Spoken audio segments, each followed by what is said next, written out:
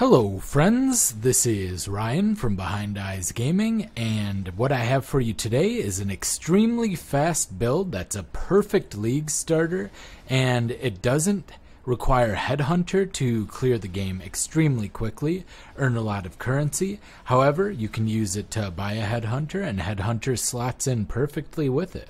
So we're going to be looking at our Queen of the Forest, Cyclone, Slayer, or Raider today.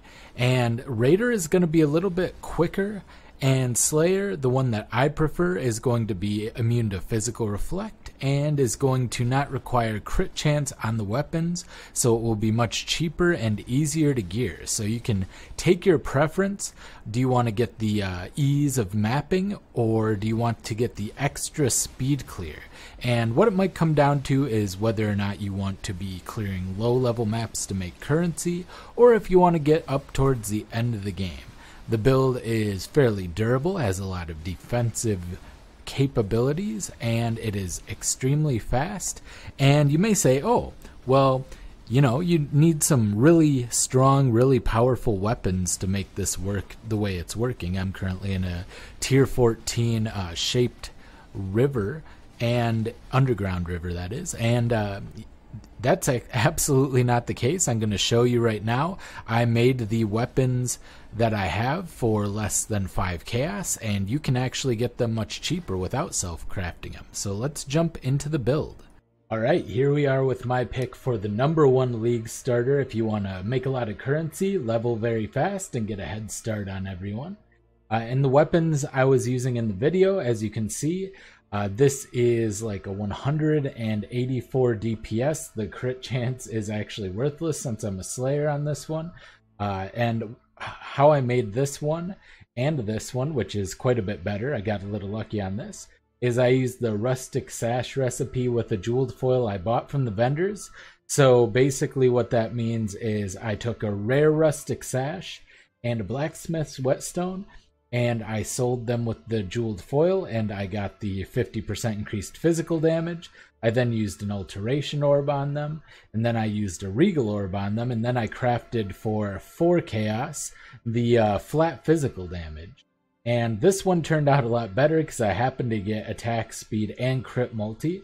So this one's like a 208 DPS sword, and it is quite a bit better, but either way, these were dirt cheap to make, less than 5 chaos. Was able to make them very quickly, and yeah, you can make weapons just like this in the beginning as well. And then we also have this ring. This is a item level 81, but you can use a lower level one if you want to get the level 12 assassin's mark on hit.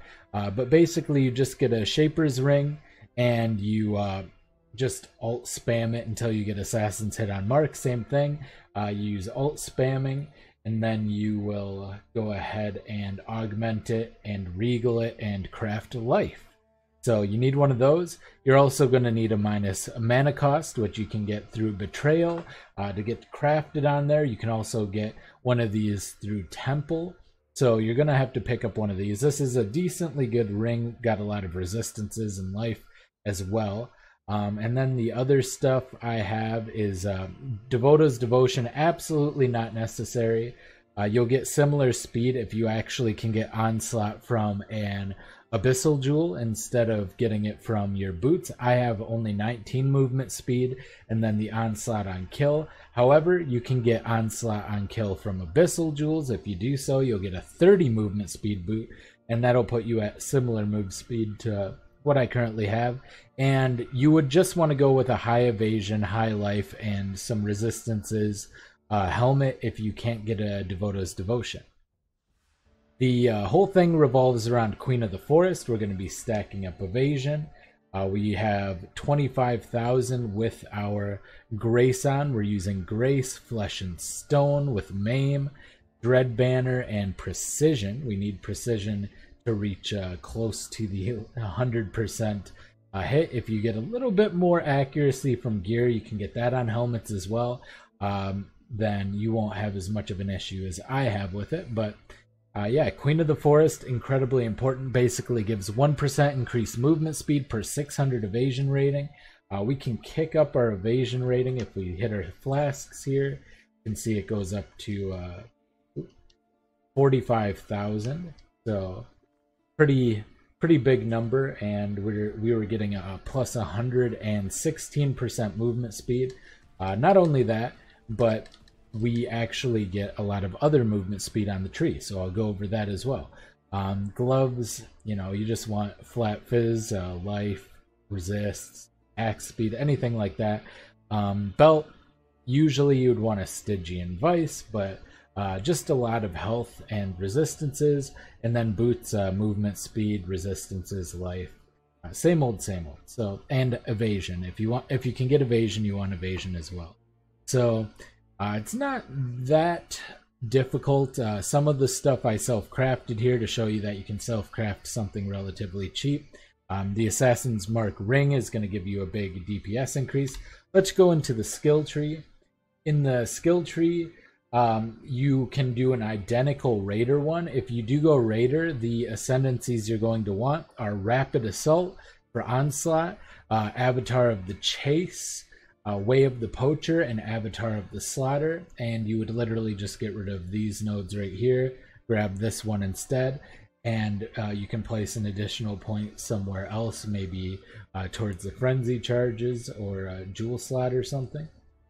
So really identical. Of course, more life as well, because we have a little bit of a lower life pool, but we have some good defensive mechanics. So basically what you want to do is you want to go out here, grab all of the weapon range stuff, go down here, pop down to Golem's Blood, then you want to swing over here, get some life. You want to make sure that you get your Impale, very important. So Swift Skewering, Forceful Skewering, grab the life around there. Brinkmanship's very important for the +1 to melee range. I like to use Warlord's Reach. You can pretty easily pick up an increased AoE Corrupted Warlord's Reach, and that's what you want to go, because you'll get AoE and the unarmed range, which will give you the very high AoE that you see. I'm currently using a Lethal Pride Timeless Jewel, which gives me some bonuses, like 20% increased physical damage here, 30% melee crit strike here, and some fire resist here. So, oh yeah, and 5% chance to deal double damage as well. And at some point, I might grab Savagery, which will give me the additional Frenzy charge and melee crit chance. So very nice. We also get this for the melee weapon range, and of course it's a very good damage for swords. Then we get Honed Edge for the accuracy. It's extremely important. We really need accuracy, so precision is also important with that. Twin Tears, because we're dual wielding. This one, Fleetfoot, actually very nice, especially for this build. So this gives evasion rating, movement speed for these nodes going up to it, and then this gives more evasion, movement speed, and increased attack and cast speed if you've used a movement skill recently. And it gives cooldown recovery of movement skills, but that's not very important. Then we want to make sure we're getting a lot of evasion, since we're going to be using Queen of the Forest. But before endgame, you don't need to grab them. Before you actually have the Queen of the Forest, you don't need to grab them. So you want to make sure you get Herbalism. You want to get the Brutal Blade and the Fatal Blade, of course.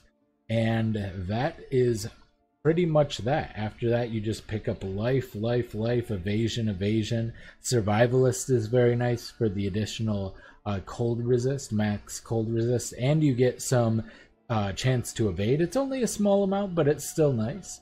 And then we get Revenge of the Hunted and all the nodes there for evasion and life. And this also gives evasion and life. So we get evasion that way.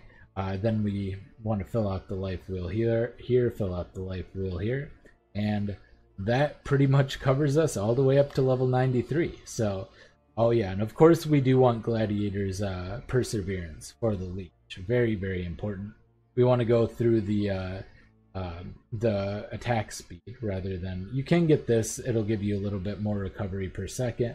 But the physical attack damage leeches life is kind of wasted, and it's a smaller amount of damage than... Because at a certain point you kind of reach your limit to how much you can leech. So it's not a great addition compared to the extra attack speed in terms of defense. Ah, yes. And of course, we get Blade of Cunning for the crit chance and crit multi. A good amount of damage on this one, with 10% damage and 16% crit multi. So very, very powerful.